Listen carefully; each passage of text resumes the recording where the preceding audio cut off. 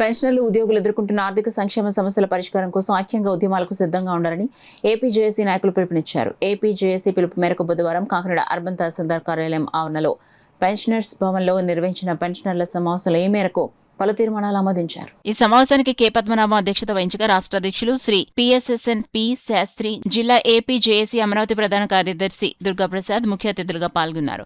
పెన్షనర్లకు సంబంధించిన సమస్యలు ప్రభుత్వ స్థాయిలో వాటి పరిష్కారానికి చేపట్టాల్సిన చర్యలపై వారు విస్తృతంగా చర్చించారు. ఈ సందర్భంగా రాష్ట్ర అధ్యక్షులు శాస్త్రి మాట్లాడుతూ ఉద్యోగులు, ఉపాధ్యాయులు, పెన్షనర్లకు జూలై 1వ తేదీ నాటికి చెల్లించాల్సిన 5 కరువు భత్యం బకాయిలను ప్రభుత్వం వెంటనే విడుదల చేయాలని డిమాండ్ చేశారు. అలాగే పెన్షనర్లకు తగ్గించిన అదనపు పెన్షన్ పునరుద్ధరించాలని, ఉచిత వైద్య సేవలు అందించాలని, పెండింగ్లో ఉన్న మెడికల్ రియంబర్స్మెంట్ బిల్లులు తక్షణమే చెల్లించాలని కోరారు.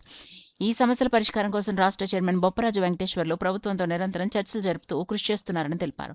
పెన్షనర్ల హక్కుల సాధన కోసం అవసరమైతే రాష్ట్ర వ్యాప్తంగా ఉద్యమ కార్యక్రమాలు చేపట్టేందుకు సిద్ధంగా ఉండాలని సభ్యులకు పిలుపునిచ్చారు. జిల్లా ఏపీ జేఏసీ అమరావతి ప్రధాన కార్యదర్శి దుర్గాప్రసాద్ మాట్లాడుతూ ఉద్యోగులు, ఉపాధ్యాయులు, పెన్షనర్లు ఎదుర్కొంటున్న వివిధ సమస్యలపై సమగ్రంగా చర్చించినట్లు తెలిపారు. సమస్యల పరిష్కారం కోసం సంఘటిత శక్తితో ముందుకు సాగాల్సిన అవసరం ఉందని, అందరూ ఉద్యమాలకు సిద్ధంగా ఉండాలని కోరారు. సమావేశ పెన్షనర్ల సమస్యలపై పలు తీర్మానాలు చర్చించి ఏకగ్రీవంగా ఆమోదించారు. అనంతరం పెన్షనర్స్ భవన ఆవరణలో సభ్యులందరూ కలిసి నినాదాలు చేస్తూ తమ డిమాండ్లను ప్రభుత్వ దృష్టికి తీసుకెళ్లే ప్రయత్నం చేశారు. ఈ సమావేశానికి కాకినాడ నగర మరియు పరిసర ప్రాంతాలకు చెందిన పెన్షనర్ల సంఘాల ప్రతినిధులు, సభ్యులు హాజరయ్యారు. మొత్తం 100 మందికి పైగా సభ్యులు పాల్గొని సమావేశాన్ని విజయవంతం చేశారు. గత ప్రభుత్వంలో ఏరియాస్ ఇవ్వాలి, ₹1 కూడా 18లో ఇచ్చారు, 18 దాంతో చాలా మంది ఇంకా 2% బకాయి ఉండిపోయింది. తర్వాత ఏరియాస్ అంతా ఇవ్వాలి. కూటమి ప్రభుత్వం వచ్చి 2 సంవత్సరాలైనా 4 డిఆర్లు మనకు బకాయి ఉన్నారు.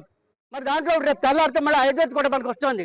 ఒక్క డిఏ కూడా ప్రకటన చేసి మాకు ఇవ్వకపోవడం అనేది. ఓ పక్కనేమో బజార్లో రేట్లు పెరిగిపోతున్నాయి, ధరలు పెరిగిపోతున్నాయి. ఆకాశం రెండు ధరలతోటి ఇవాళ బతకడం అనేది చాలా కష్టంగా ఉంది. వెంటనే ప్రభుత్వం కలెక్ట్ చేసుకుని దీని మీద వెంటనే ఐఆర్ కమిషన్ వేసి ఐఆర్ ప్రకటించాలని చెప్పేసి మేము కూడా కోరుతున్నాం. అలాగే డిఆర్ఆర్ఎస్, గత 11 పిఆర్సీ ఏరియాస్ ఇవన్నీ కూడా మాకు ఇవ్వాలి. ఎవరికి ఎంత వస్తాయో తెలియదు. అవన్నీ కూడా మీరు లెక్కలు కట్టి మా పీపీఎస్ స్లిప్లో వేయాలని చెప్పేసి కూడా మేము ప్రభుత్వానికి కోరుతున్నాం.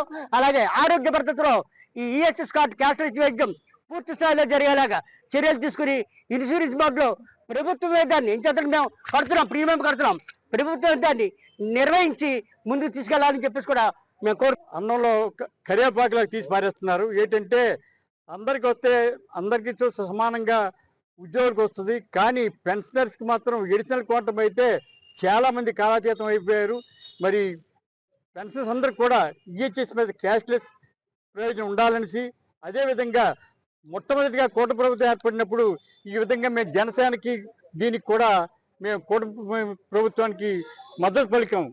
మరి దీన్ని కూడా దృష్టిలో పెట్టుకోకుండా మన సంఘం అయితే కానీ, జేఏసీ అయితే కానీ వారు అక్టోబర్లో ఇచ్చినటువంటి మాట ప్రకారంగా ఈ రోజు వరకు కూడా ఉలుకు పలుకు లేకుండా ఉంది. మరి దాని మీద మన దుర్గాప్రసాద్ గారు అయితే కానీ, మన శాస్త్రి గారు అయితే కానీ రాష్ట్రం మీద కూడా దండెత్తాలని ఉద్దేశంతో ఉద్యమం చేయాలని కార్యాచరణతో చేయాలతో మొట్టమొదటిగా మన పెన్షన్స్ నుంచి స్టార్ట్ చేశారు. మరి ఈరోజు మన పెన్షన్స్ ఇంచుమించు సుమారు 100 మంది దాకా వచ్చారు. కాబట్టి వారందరికీ కూడా నమస్తమాంజలి తెలియపరుచుకుంటూ మన దుర్గాప్రసాద్ గారిని ఈ కార్యాచరణ గురించి కానీ, అదేవిధంగా శాస్త్రి గారిని కూడా విషయాలు ఖచ్చితంగా ఏపీ జేఏసీ అమరావతి ఆధ్వర్యంలో ఉద్యమ కార్యాచరణ రూపొందించే భాగంగా అన్ని జిల్లాల్లోనూ అక్కడ ప్రతి హెడ్ క్వార్టర్లోనూ కూడా ఆందోళన కార్యక్రమాలు స్టార్ట్ చేశాం. త్వరలో రాష్ట్ర కమిటీ ఉద్యమ కార్యాచరణ ప్రకటిస్తుంది.